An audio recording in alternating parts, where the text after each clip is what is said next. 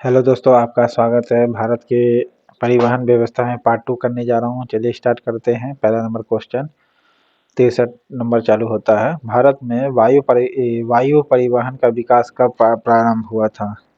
भारत में वायु परिवहन कब चालू हुआ था? 1911 में। वायु परिवहन कब सबसे पहले विकास किया गया? 1911 में। भारत में वायु परिवहन विकास कब प्रारंभ हुआ? 1911 में। भारत की प्रथम अंतर्राष्ट्रीय वायु सेवा प्रारंभ की गई थी कहाँ से कहाँ तक? तो देखिए, कराची तो तय था कि कराची गया था, ठीक है, लेकिन मुंबई के बीच से चला था। ठीक है, मुंबई और कराची के बीच में अंतर्राष्ट्रीय वायु सेवा चालू की गई 1911 में। विश्व की सर्वप्रथम हवाई डाक सेवा कब प्रारंभ की गई? तो 1911 में। अब 1911 में ही डाक सेवा प्रारंभ की गई। विश्व की सर्वप्रथम विश्व की है वो भी। हवाई डाक सेवा कब प्रारंभ की गई? 1911 में, ठीक है। और भारत में वायु परिवहन भी 1911 में ही हुआ था। ओके, भारत में वायु परिवहन 1911 में, अब डाक परिवहन विश्व में 1911 में ही। अंतर्राष्ट्रीय प्रथम जो चला था वायु सेवा भारत का, तो कराची से मुंबई के बीच चला था। नेक्स्ट, विश्व की प्रथम हवाई डाक सेवा शुरुआत हुई थी कहाँ से? प्रथम जो डाक सेवा शुरुआत हुई थी, कहाँ से शुरुआत हुआ था भाई? इलाहाबाद और नैनी के मध्य चालू हुआ था। ये विश्व की प्रथम थी हवाई डाक सेवा जो 1911 में शुरू की गई थी। और कहाँ से कहाँ तक? तो इलाहाबाद और नैनी के मध्य चला था। इलाहाबाद और नैनी के मध्य चला था। भारत की अंतर्राष्ट्रीय विमान सेवा है कौन? इंटरनेशनल विमान सेवा कौन सी है? Air India. Air India international विमान सेवा है। ओके,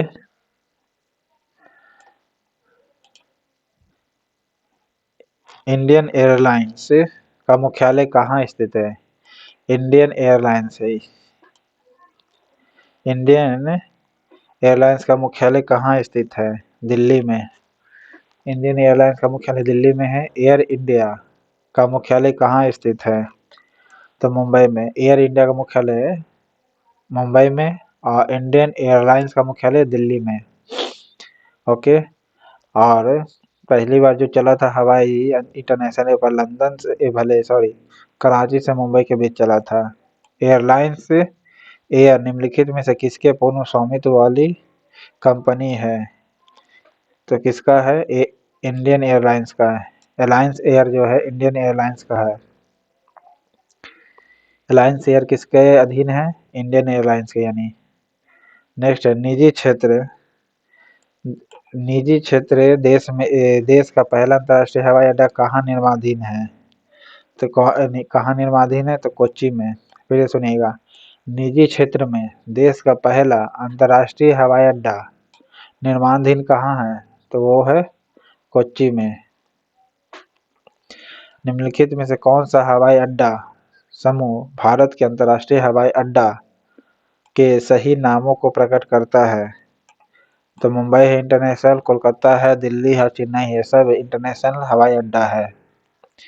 ठीक है, भारत का जो ये हवाई अड्डा ये सब इंटरनेशनल लेवल का है। मुंबई, कोलकाता, दिल्ली, चेन्नई। ओके, कौन सा हवाई अड्डा है जो भारत के अंतर्राष्ट्रीय हवाई अड्डे के सही नामों से प्रकट करता है? मुंबई, कोलकाता, दिल्ली है।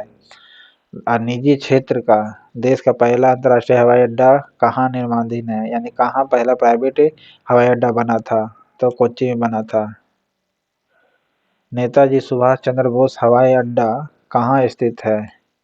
तो ये है कोलकाता में स्थित है। भारत में कितने राष्ट्रीय राजमार्ग यानी नेशनल वाटरवे के रूप में अधिसूचित किया जा चुका है? तो कितने अधिसूचित किया गया है? 6 से। भारत में कितने नेशनल वाटरवे है? यानी 6 गो है, यानी जल मार्ग रास्ता 6 गो है। ठीक है, वाटरवे के वो है भारत का नेशनल, तो 6 है। भारत में अंतः स्थलीय जल मार्ग की लंबाई कितनी है? 14,500 किलोमीटर। कितना है? 14,500 किलोमीटर अंतः स्थलीय जल मार्ग की लंबाई है। भारत का सबसे लंबा राष्ट्रीय जलमार्ग कौन सी है? राष्ट्रीय जलमार्ग 1 है। ओके। राष्ट्रीय राजमार्ग संख्या 1 जोड़ता है किसको? इलाहाबाद से हल्दिया को जोड़ती है। ठीक है, ये भारत का सबसे लंबा राष्ट्रीय जलमार्ग है। सुमिलित करना है सूचीबद्ध को। हल्दिया राष्ट्रीय राजमार्ग हल्दिया से इलाहाबाद से हल्दिया के बीच। राष्ट्रीय जलमार्ग 2 सदिया से धुबरी है। ठीक है, सदिया से धुबरी है। ये हो गया। राष्ट्रीय जलमार्ग 3 किससे संबंधित होगा? कोल्लम से कोट्टापुरम। राष्ट्रीय जलमार्ग 3 जो है कोल्लम से कोट्टापुरम है। ठीक है, कोल्लम से कोट्टापुरम। और जलमार्ग 4 जो है काकीनाडा से मरक्काकाना। ठीक है, काकीनाडा से मरकानम। काकीनाडा से मरकानम जो है ये राजमार्ग वाटरवे का चौथा नंबर का है। ठीक है, पहला हल्दिया से इलाहाबाद से हल्दिया, 2 सदिया से डुबरी, 3 कोल्लम से कोट्टापुरम और चौथा काकीनाडा से मरक्कम। ये वाटरवे रास्ता है। नेक्स्ट है, भारत के कुल अंतर्राष्ट्रीय व्यापार का कितना प्रतिशत भाग समुद्री मार्ग द्वारा होता है? तो समुद्री मार्ग द्वारा होता है 98%। भारत का कुल अंतर्राष्ट्रीय व्यापार यानी इंटरनेशनल ट्रेड जो होता है उसका 90% हिस्सा समुद्री से ही होता है। भारत में कितने मुख्य बंदरगाह है? भारत में कितने मुख्य बंदरगाह है? 13। भारत में कितने बंदरगाह है? 13 मुख्य भी बोला है तो 13 हो गया। भारत की तट रेखा पर अच्छे पोताश्रय की कमी है, क्यों? क्योंकि यहाँ जो है तट रेखा प्रायः सीधी और सपाट है, इसीलिए अच्छे पोताश्रय यानी बंदरगाह की कमी है। तट रेखा कैसी है? सीधी सपाट। निम्नलिखित में से कौन बंदरगाह पश्चिमी तट पर नहीं है? पश्चिमी तट पर आपका कौन सा नहीं होगा भाई? तो वो है आपका कांडला या एन्नौर। तो एन्नौर जो है ये पश्चिमी तट पर नहीं है, बाकी कांडला तो है ही, मुंबई भी है, मैंगलोर भी है, एन्नौर नहीं है। कौन सा बंदरगाह पूर्वी तट पर स्थित नहीं है? नहवा सेवा है। ठीक है, नहवा सेवा है जो पूर्वी तट पर नहीं है। ओके, बाकी कोलकाता तो है, पारादीप है, अब विशाखापट्टनम भी है। किस बंदरगाह को भारत का प्रवेश द्वार कहा जाता है? मुंबई को प्रवेश द्वार कहा जाता है। Okay,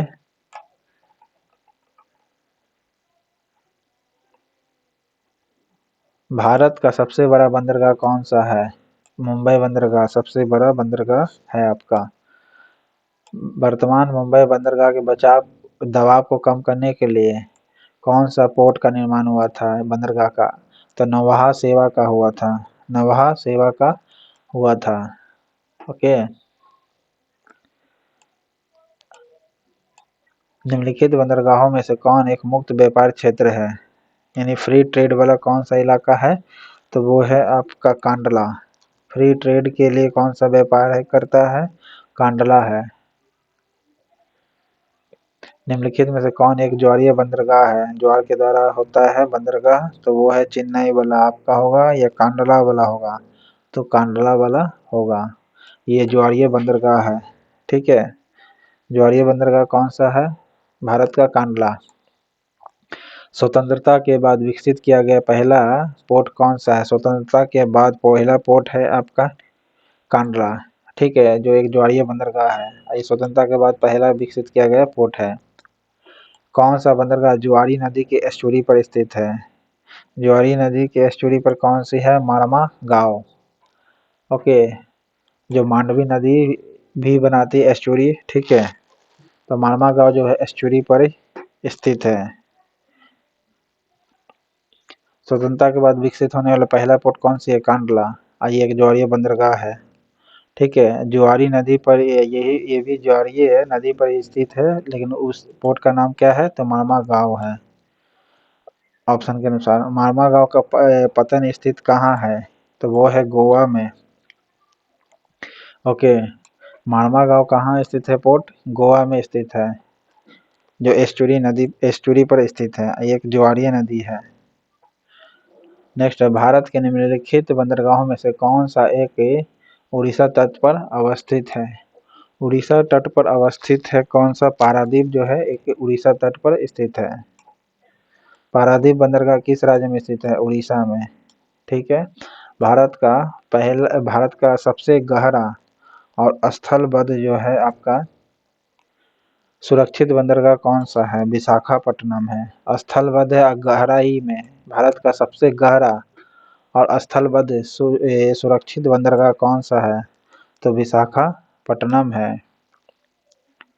okay. डॉल्फिन नोज नामक चट्टान के पीछे कौन सा बंदरगाह स्थित है? डॉल्फिन नोज नामक चट्टान है, ये कौन सा पोर्ट है वहां पर? विशाखापट्टनम है। कौन सा है? विशाखापट्टनम है। यह भारत का सबसे गहरा और स्थलबद्ध भी है और सुरक्षित बंदरगाह है, वो है विशाखापट्टनम। डॉल्फिन नोज नामक चट्टान के पीछे है वो भी। ओके, डॉल्फिन नोज नामक चट्टान है, उसी के पीछे विशाखापट्टनम है, जो सबसे गहरा और स्थलबद्ध है। नेक्स्ट है, भारत का कृत्रिम बंदरगाह कौन सा है? भारत का कृत्रिम बंदरगाह आपका होगा चेन्नई। कृत्रिम बंदरगाह, कौन सा कथन गलत है ये बताना। कांडला कहाँ है आप बताइएगा कमेंट बॉक्स में। 97 का सी जो है गलत है। मामागांव देश का सबसे गहरा नहीं बल्कि विशाखापट्टनम है। मुंबई देश का सबसे बड़ा बंदरगाह है, हाँ है, जवाहरलाल नेहरू के नाम से जानती है बंदरगाह। कांडला एक ज्वारीय बंदरगाह है, जी हाँ सही है, ज्वारीय बंदरगाह है। ओके, ऑप्शन ये सही हो जाएगा, गलत है यानी। सबसे गहरा में विशाखापट्टनम है। ओके, ज्वारीय। चेन्नई देश का प्राचीन बंदरगाह है। चेन्नई जो है देश का प्राचीनतम बंदरगाह है। ओके, जो एक कृत्रिम बंदरगाह है। आइए, सबसे प्राचीनतम बंदरगाह है भारत का। कौन सा बंदरगाह भारतीय समुद्री व्यापार का पूर्वी द्वार कहलाता है? पूर्वी द्वार कौन कहलाता है? कोलकाता से हल्दिया। भारतीय समुद्री व्यापार का पूर्वी द्वार कौन सा कहलाता है? कोलकाता से हल्दिया कहलाती है। नौहा सेवा, नौहा वासेवा, नौहा वासेवा बंदरगाह परियोजना कहाँ स्थित है? मुंबई में स्थित है। नौहावा सेवा बंदरगाह कहाँ स्थित है? नौहावा सेवा, तो मुंबई में। इसका नाम से देख रहे शिवाजी, ठीक है, तो मुंबई में है। उड़ीसा में पारादीप, ठीक है। ये कृत्रिम बंदरगाह, भारत का प्राचीनतम बंदरगाह चेन्नई है, ठीक है। भारत का समुद्री व्यापार का पूर्वी द्वार कोलकाता हल्दिया को कहा जाता है। नेक्स्ट है, भारत के पारादीप एवं कांडला पतन निम्न के तट पर स्थित है। तो किस तट पर स्थित है? तो क्रमशः पूर्वी और पश्चिमी तट पर स्थित है, ठीक है। पारादीप कहाँ है आपका? पता है, पूर्वी तट पर, ये यहाँ पर उड़ीसा में। कांडला पश्चिम तट पर स्थित है। नेक्स्ट है, भारत के पूर्वी तट में सर्वश्रेष्ठ प्राकृतिक बंदरगाह कौन सी है? सबसे अच्छा जो प्राकृतिक बोला गया है, तो प्राकृतिक में विशाखापट्टनम है, क्योंकि सबसे गहराई में सुविधाजनक या सुरक्षित भी है। कौन? विशाखापट्टनम। चेन्नई जो है कृत्रिम तरीके से बनाया गया है और ये सबसे प्राचीनतम है भारत का, ठीक है। बंदरगाह में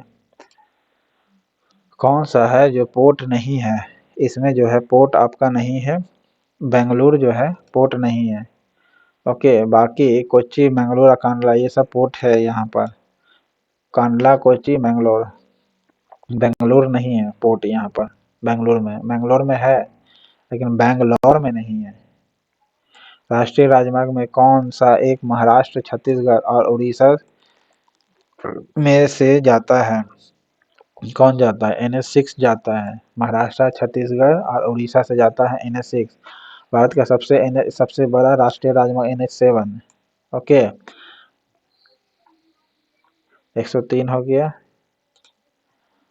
सेतु समुद्रम शिप कनाल प्रोजेक्ट चेन्नई से तूतीकोरिन के बीच कितनी समुद्री मील दूरी कम होने की संभावना है? 434 मील। 434 मील जो है कम जाएगी। सेतु समुद्रम शिप कनाल प्रोजेक्ट से कौन सा प्रोजेक्ट है? सेतु समुद्रम शिप कनाल प्रोजेक्ट है। चेन्नई से तूतीकोरिन के बीच कितनी समुद्री मील कम जाएगी? तो 434 से समुद्री मील कम जाएगी। ओके। नेक्स्ट है, गंगा नदी के निम्नलिखित में से किस भाग को राष्ट्रीय जलमार्ग घोषित किया गया है? किसको घोषित किया गया है राष्ट्रीय जलमार्ग? हल्दिया से ये इलाहाबाद से हल्दिया, ये गंगा नदी का राष्ट्रीय जलमार्ग घोषित किया गया है। कौन सा देश का सबसे लंबा आंतरिक राष्ट्रीय जलमार्ग कहलाता है? इंटरनल वाला सबसे बड़ा। कोलकाता इलाहाबाद से हल्दिया, दूसरा नाम पर धुबरी से सदिया, सदिया से धुबरी है। ठीक है, वाटरवे के मामले में पहला नंबर ये है, दूसरा नंबर पर धुबरी सदिया। जवाहरलाल नेहरू बंदरगाह कहाँ स्थित है? मुंबई में स्थित है। उड़ीसा में पारादीप, कोच्चि केरल में, कोलकाता जान ही रहे पश्चिम बंगाल में। नेक्स्ट है, भारत के निम्नलिखित में से कौन रेल सेवा से वंचित है? सिक्किम जो है आपका रेल सेवा से वंचित है। ओके, सिक्किम जो है रेल सेवा से वंचित है। बाकी त्रिपुरा में है, अरुणाचल प्रदेश में है, मिजोरम में है। रेल मंत्रालय ने विलेज ऑन व्हील नामक परियोजना कब शुरुआत की थी? विलेज ऑन व्हील नामक परियोजना 2004 में की गई थी। किसने चालू किया था? रेल मंत्रालय ने। विलेज ऑन व्हील्स नामक परियोजना कब शुरुआत की गई? 2004 में, 14 में नहीं, 2004 में। भारत का कौन सा एक है जो प्राकृतिक बंदरगाह नहीं है? चेन्नई जो है बताए थे प्राकृतिक नहीं कि कृत्रिम है। ओके, प्राचीनतम है जरूर, लेकिन ये नहीं है चेन्नई। सेतु समुद्र परियोजना जिन्हें जोड़ती है वे कौन सी है?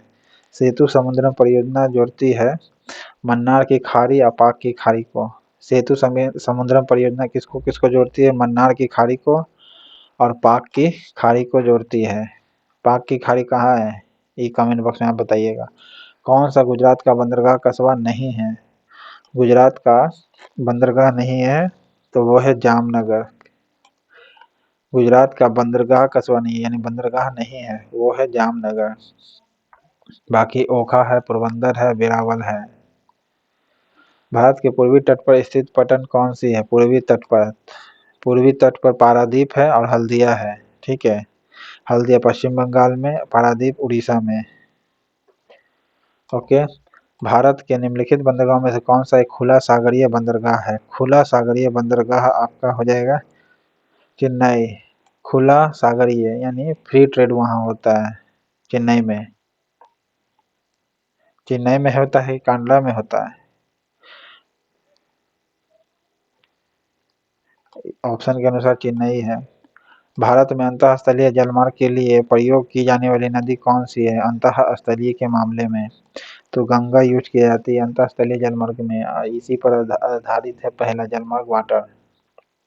कौन सा भारतीय पत्तनों का उत्तर से दक्षिण की ओर सही क्रम है? उत्तर से दक्षिण में आना है। तो सबसे पहले आएगा कांडला, फिर हल्दिया, फिर पारादीप, फिर कोच्चि आएगा। ठीक है, ऊपर उत्तर से दक्षिण में आना है तो कांडला, फिर हल्दिया, पारादीप, कोच्चि। निम्नलिखित बंदरगाहों पर विचार करना है। ठीक है, ये उत्तर से दक्षिण की ओर सही क्रम में सजाना है, उत्तर से दक्षिण की ओर में। तो सबसे पहले आएगा मछलीपट्टनम, फिर चेन्नई आएगा, फिर नागपट्टिनम आएगा, फिर तूतीकोरिन आएगा। फिर से सुनिएगा, पहला मछलीपट्टनम आएगा, उसके बाद चेन्नई आएगा, फिर नागपट्टिनम आएगा, फिर तूतीकोरिन आएगा। ओके, ये डायरेक्शन में बता रहे उत्तर से दक्षिण की ओर। मछलीपट्टनम, चेन्नई।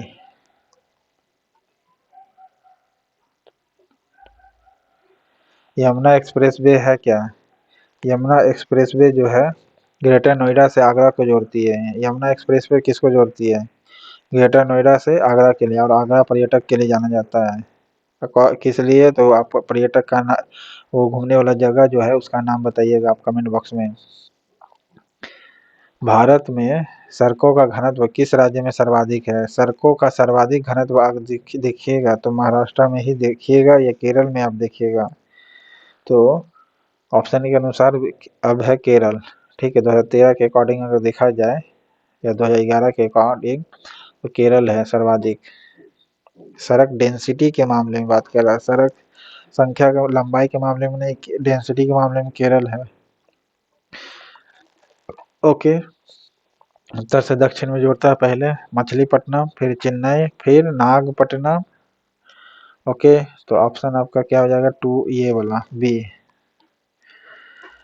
इस प्रकार 119 क्वेश्चन आपका खत्म होता है। चैनल पसंद आए तो लाइक करिएगा, सब्सक्राइब करिएगा। Thank you.